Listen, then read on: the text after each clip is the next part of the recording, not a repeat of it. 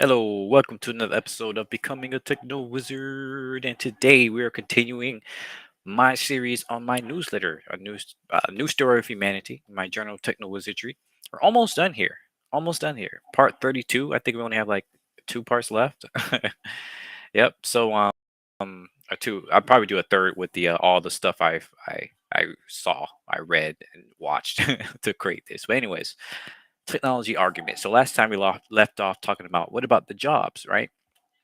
Um, it's just a short episode. Go check that out if you want to learn about that. But essentially, we'll have plenty of jobs, and there will be things that people actually want to do, and there will be things that are not wasteful and not bullshit jobs and not useless and things like that, right? Safer, better all around. Um, and spoiler, I'm basically going to say the same thing for the technology. But let's get into it. The technology argument. In regards to complex technology, we have to recognize that our most advanced tech won't just disappear. The people working on these things will still be able to do so. Without hierarchies, they simply won't have to worry about having to corrupt their inventions just to be profitable. Furthermore, you will have more collaboration without the threat of IP litigation or patent trolls or profiteering or ego insisting things be done suboptimally just because some hippo, i.e., highest paid person's opinion, in the room thinks their uninformed ideas are good. I'm sure many of us have experiences with at least one of these, but probably many of these as well in different ways.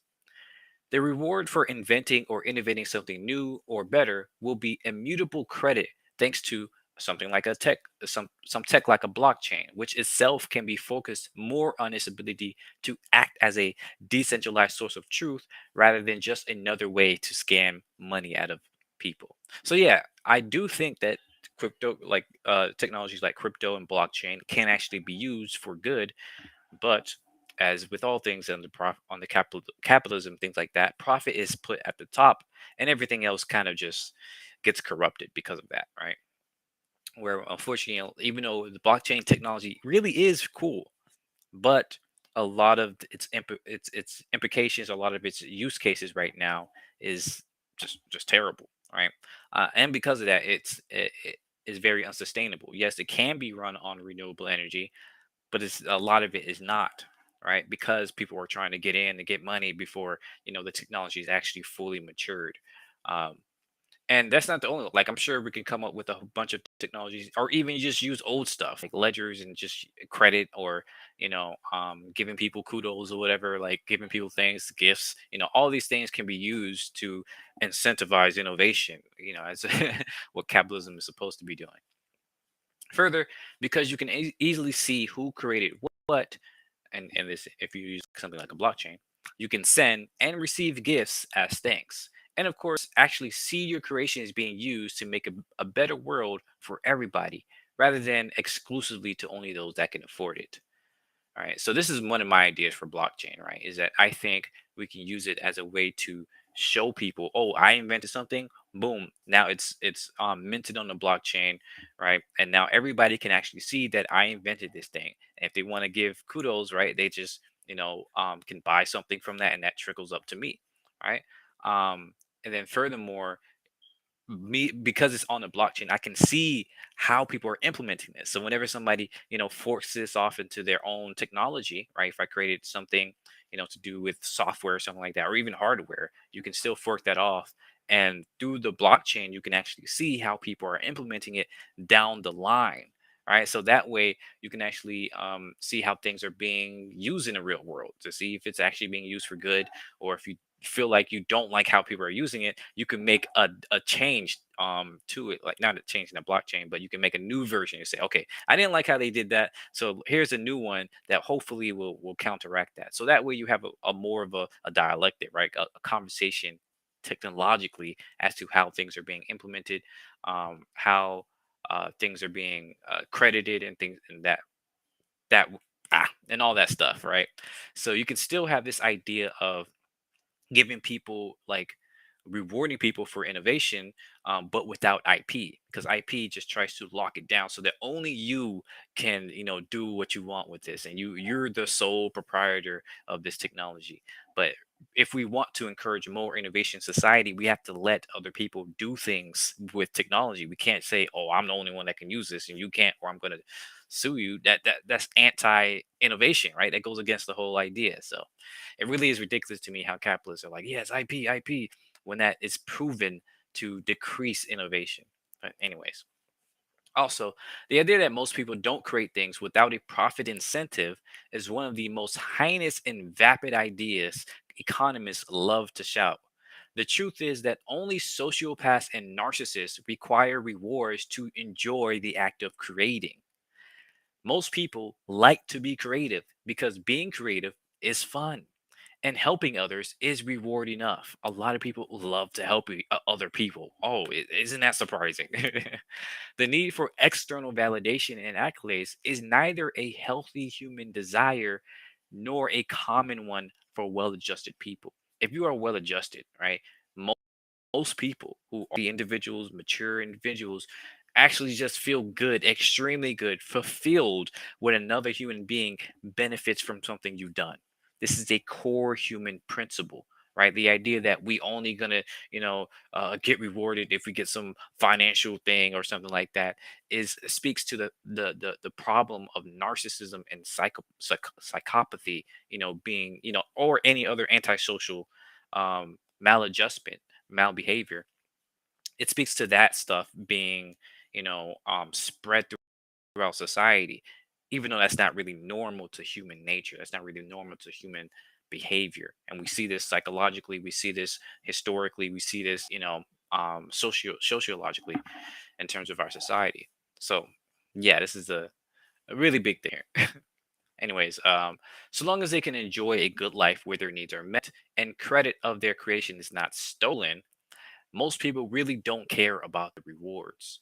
Compensation only matters to people who have nothing or crave more power, right? Our society fosters this belief, fosters this feeling that you have to get off, like you have to get yours or else you won't get anything. That's what our society fosters. That's not how the world works, right? Even the idea of scarcity of certain resources being scarce, right? Scarcity is only a problem if you aren't sustainable.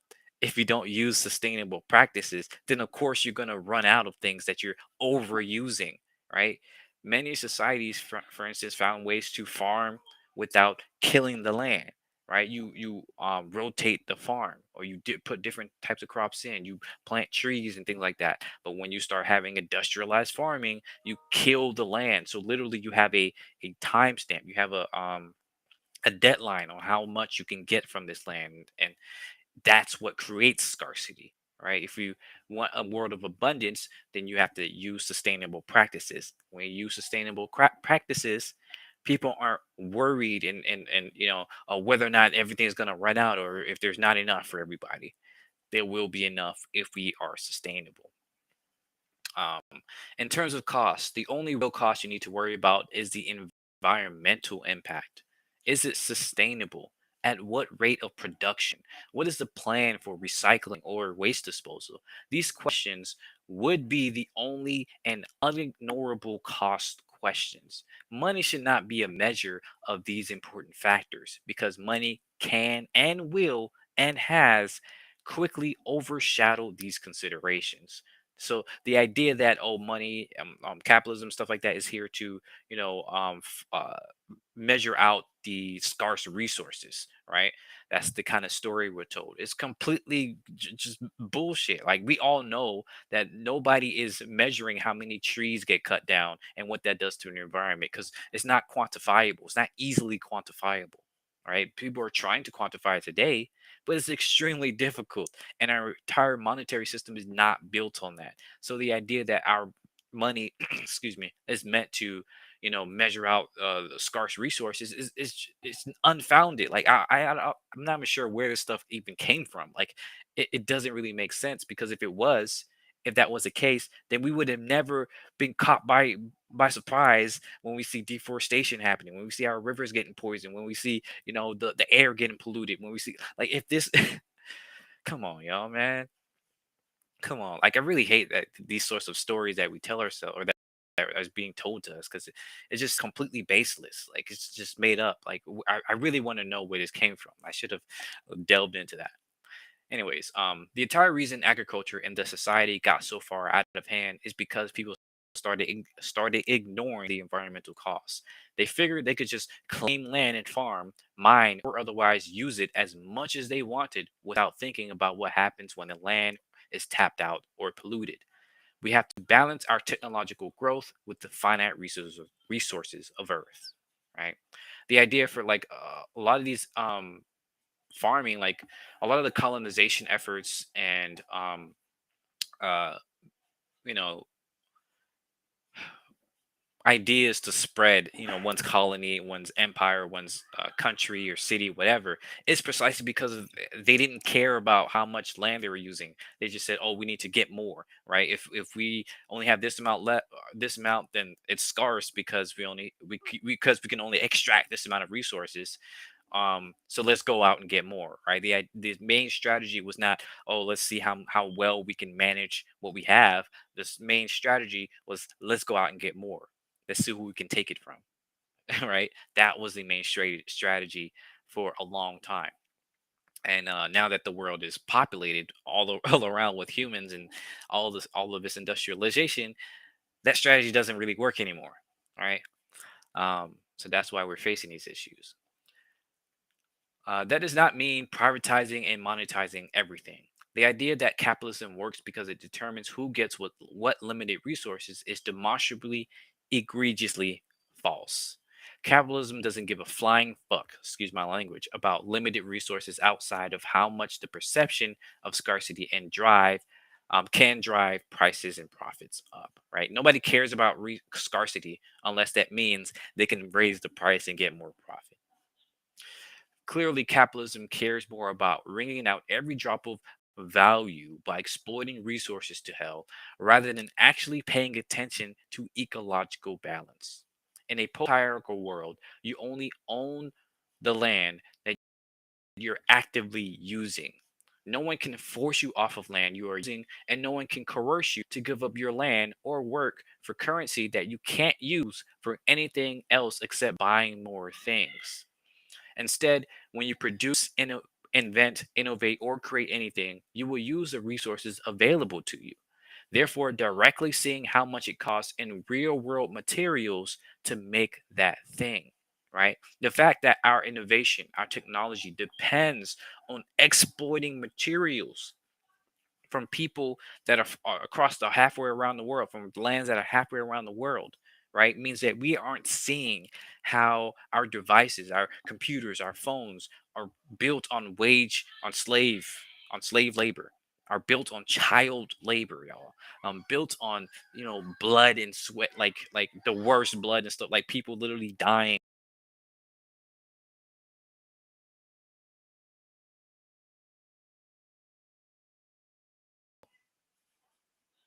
Oh no, say I have stream connection issues.